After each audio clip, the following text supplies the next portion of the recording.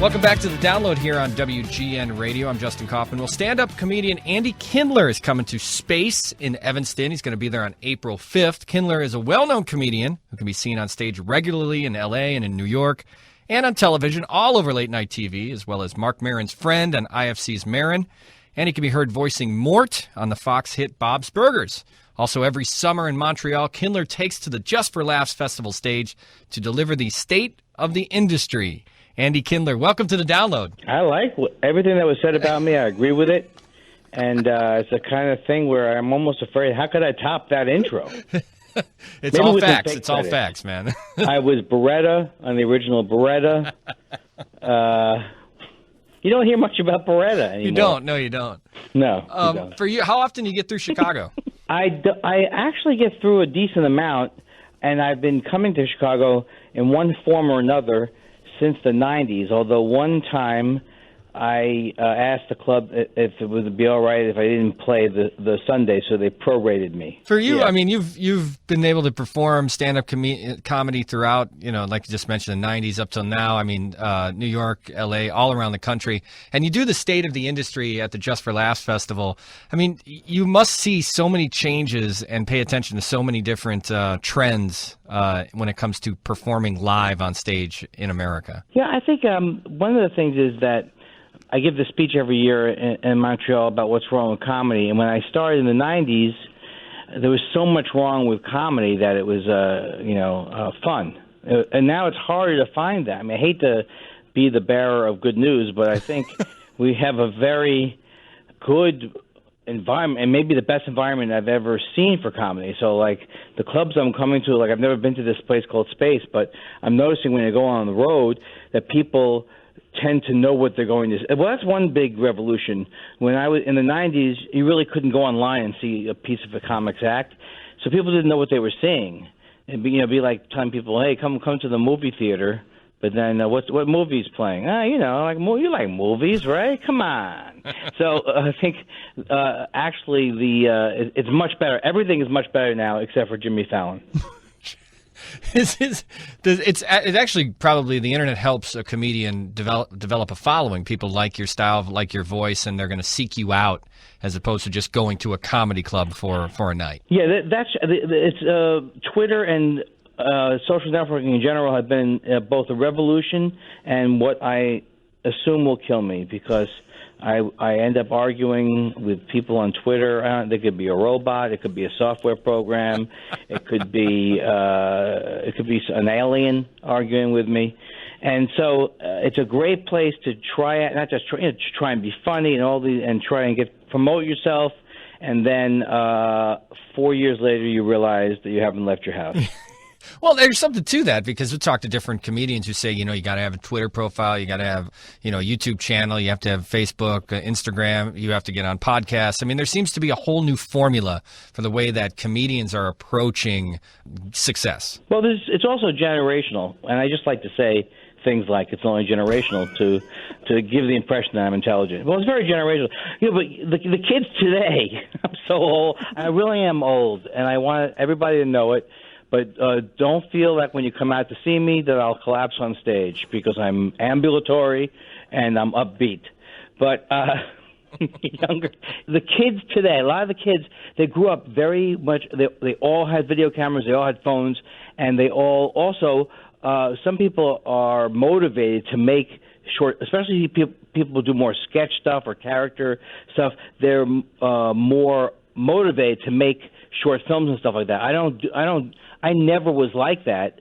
Anytime I would do a project that would involve shooting and cameras, it always takes me like a year. Yeah. So right. It really depends on. So I wouldn't. I probably am not going to have a YouTube channel unless you want. If you're looking for a place with not a lot of programming. But I'm more verbal too. So like I've done jokes on Twitter. Like I did a joke on Twitter that I didn't even know it was a joke really until my nephew said I should do it as a joke, and so it was originally a tweet, and then I put it in the act, and the tweet was I believe it was the great philosopher Descartes who said, "I think, therefore am I right, ladies?" Right. So that's an example of. But then a lot of times tweets don't work out into jokes. But that's I'm more use it for that kind of thing. then I have my own YouTube channel. But everything is changing too fast, too. So another problem for me is if you text me and I don't immediately respond, I will never find that text again. It is on the area of my phone, stored so everything's like that. Facebook, I'm frightened of now. You're frightened? Yeah, because Facebook, you say something, then everyone gathers underneath the comment. They have an argument. And then the other part of Facebook is everyone telling you what tragedy happened. Yeah, right. That's you pretty much nailed it. I think that's what Facebook's used for. And also, remember that person I told you about who passed away, my distant relative who you couldn't possibly know? Would you like to see a picture of them in the Navy? That is true. I think I saw one of those today. I did, yeah. Then people say to me, my uncle died. I wanted to put a picture of one. I said, okay, I'm not, please, don't not allow my horrible attitude to affect your experience. Right. For you, I mean, being an esteemed stand-up comedian, a lot of these younger comedians that come through, 19, 20 years old, they have, like you said, they're different generations, so they're having more success with characters and sketches online, Twitter, Instagram, Snapchat, all the way down. Do you have to teach them about the work ethic of a stand-up comedian or what it takes to actually put together a good 10, 15-minute set? Well, that's something. If I was one of these people who walked around yelling, hey, get off my comedy lawn. Yeah. No one would want to be. Right. No one would want to be around me. So I only try and dissuade people when I see, and if they ask me for help, people all the time. And I was like this too when you start out. But at any time, you always have to watch how much is what you're doing worried about how famous you are or whether you're making a living yet, because those are the types of things that will drive you crazy. Anybody who says they don't want to have fame or they don't want to get more popular is lying, unless maybe there's one person. Everybody wants to get more recognition and more stuff, more ways to make a living. Yeah. But that can't overwhelm what your original reason for getting into comedy was, which is because you like to make people laugh. And I think every time period has its ups and downs. It's like right now, you can make, not vines maybe, but you can make all these different things. But there's also a million people making all these different things. So I had more of an advantage when I started, where there were a lot of TV shows on the air I could do that were comedy, and there were a lot of more gigs. But now it's better because you can kind of say whatever you want. Things are much more open. There's different ways of doing things. So it's like there's always positive and negatives, but definitely people should not worry about the externals of. If I worry about the externals of my career, I would not be performing today. Well, you've been doing it 30 years. 30 years. And one of the ways you made your name, and this is, it's somewhat controversial, is that you're sort of the pioneer of making fun of other comics, making fun of other acts. You mentioned a little bit earlier Jimmy Fallon, but that was almost a taboo thing when you started, that there was an unwritten rule that you're not supposed to make fun of the people who were before you or the people who were famous at the time doing comedy. What made you cross over that line, and what was the pushback from that? Well, and I don't want to say I was the first person to talk about other comics, but I certainly got addicted to it. I remember watching George Miller in the 90s go out and say, we just got back from a meeting where we decided that Robin Williams isn't a genius, just merely annoying. Now, of course, I just realized that Robin Williams passed away. So sometimes I bring up painful things. It's okay. Yeah, but that's an example of. We get the idea. There are other comics. I used to do a lot of jokes about Robin Williams. I have to stop myself because at some points now it's like, you literally are piling on when someone's passed away.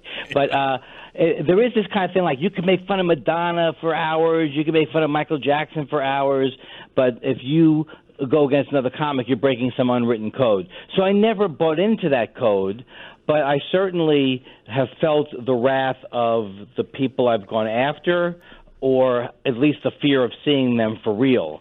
So it just is like something that never should have been a rule, and I don't know that, and I'm not the first comic to break the rule. I think Chris Rock did it, and he's done that too.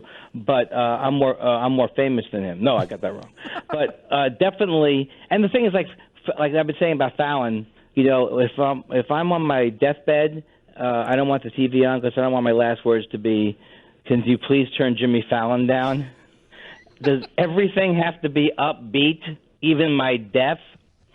So a lot of times, like, I'm making a comment, and also sometimes I make comments about people who I used to like, but then I think they went to the dark side. So, I loved Adam Sandler, but then when he started making these series of terrible movies, I started to make fun of him, and he definitely didn't like that. No. You just gotta... And Leno, I had to make fun of because Letterman should have gotten the Tonight Show. Everybody wanted him to get it, and the universe wanted him to get it, and Leno had to stick his chin in. Well, there's one thing. I mean, it's one thing because the industry is going to scoff at that, this unwritten rule, or other comedians. But the consumer, the people at home who are watching your set, Andy Kindler's set, they're thinking the same thing, or they like your, maybe they don't like Jay Leno, maybe they don't like Jimmy Fallon, but there seems to be more of a connection to the audience at home as opposed to the people on the side of you or your peers in Hollywood. Right, and you have to. And the thing is, ultimately, I consider myself a combination of fearless and very fearful. It's like sometimes I'm fearless, sometimes I'm fearful. I don't want anybody not to like me. But the truth is like one time Letterman used to say this when he would do like a mean kind of joke. He would say after it, "Oh, I'm sorry, I thought this was a roast." And on that level, I really am. There really isn't anything personal. I mean, Leno to me is not Trump. I mean, Trump to me is someone who I literally hate and fear could win or something, whereas Leno is just ruining comedy. Yeah, big. Andy, one thing you star as Mark Maron's friend on Maron on IFC, and that reminds me of a lot of the comics that, especially of your generation, that are succeeding right now with their own television shows. Mark Maron, Louis C.K., even what we just saw with Louis C.K. and Zach Galifianakis with Baskets. They're creating a television program that is half comedy, half drama, so it gets dramedy. But there's so much more about the miserable side of comedians. We saw it in the show Louis. We see it a little bit in Maron. Talk about that. I mean, that seems to be where that generation is sort of moving or gravitating to. What's your thought on that? I think it always reflects the sensibility of the comedian. So, like, to me, Larry Sanders, I mean, there's so many shows that I hold up as, like, brilliant shows. I love Seinfeld, but I also love Larry. And Larry Sanders was a perfect example of, say, what would happen on Baskets, which is, it's totally different shows, but there were these moments where they're just uncomfortable real-life moments played out. And I've always, I grew up on Woody Allen movies like Annie Hall in Manhattan and also on Albert Brooks movies. Mm-hmm. So I always loved when the comedy comes out of the relationships. I mean, that's what I think situation comedies that I grew up watching even as a kid, Mary Tyler Moore and Bob Newhart, all those shows seemed to be real to me. I mean, I knew they weren't real or All in the Family, but they seemed that the comedy came from reality. And so I think that is a very exciting thing that Zach can do a show like Baskets, and it doesn't have to be, not only does it have to be laugh a minute, it really can service what I think Zach does. That's like W.C. Fields or great physical comedians. You really do get laughs from him just from seeing how he physically reacts to things. So I think there's nothing but good news in that. Except I don't have a show. When are we going to get the Andy Kindler show? When's that? Well, I keep having various different forms of it, but for many years I tried to couch it like Maron would do, but I can't couch it anymore. So it just has to be a show where it's just me and I think mocking TV, and I've made various forms of that, and so far no one's buying it. Well, we'll buy it at Space in Evanston on April 5th. Andy Kindler's coming to the Chicago area, stand-up comedian, television star, and you can find him at the Just for Laughs Festival every year giving the state of the industry. Andy, thanks for taking some time out to talk to us tonight. Hey, this was really fun. I had a fantastic time.